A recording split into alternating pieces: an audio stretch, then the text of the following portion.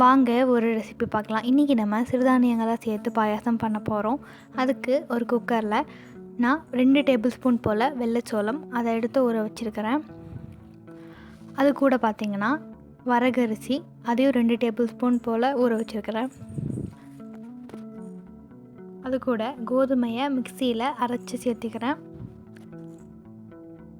பாசிப்பருப்பு 2 table spoon போல் சேர்த்திக்கலாம். இது எல்லாத்தையும் சேர்த்து குக்கரில் 2 விசில் விட்டுருங்க. அதுக்கப்புறம் ஒரு கடாயில் 2 டேபிள் ஸ்பூன் போல் நெய் சேர்த்திக்கலாம். அதில் முந்திரியும் திராட்சையும் வறுத்தெடுத்து வச்சுக்கலாம். அதுக்கப்புறம் வெல்லத்தை பார்த்திங்கன்னா பொடி பொடியாக தட்டி வச்சுருக்கேன். அதை நம்ம சேர்த்து பாவு மாற்றி காய்ச்சி எடுத்து வடிகட்டிக்கலாம். வெல்லம் பார்த்திங்கன்னா ரொம்ப கெட்டியாக இல்லாமல் தண்ணியாட்டு இருக்கணும்.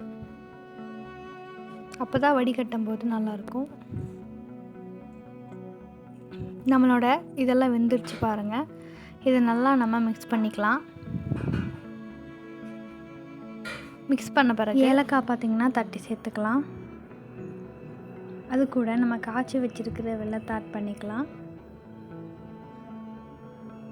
அதுக்கப்புறம் அதை நல்லா மிக்ஸ் பண்ணிக்கலாம்.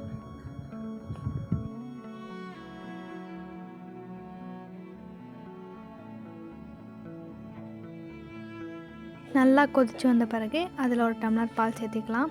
அதுக்கப்புறம் 2 டேபிள் ஸ்பூன் துருவி வச்சு தேங்காய் சேர்த்திக்கலாம்.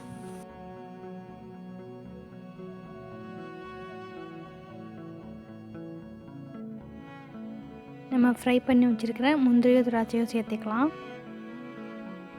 நல்லா கொதித்த பிறகு ஸ்டவ் ஆட் பண்ணிடுங்க. டேஸ்டியான பாயாசம் ரெடி ஆகிடுச்சு. மறக்காமல் சப்ஸ்கிரைப் பண்ணிக்கோங்க சில்லி குக்.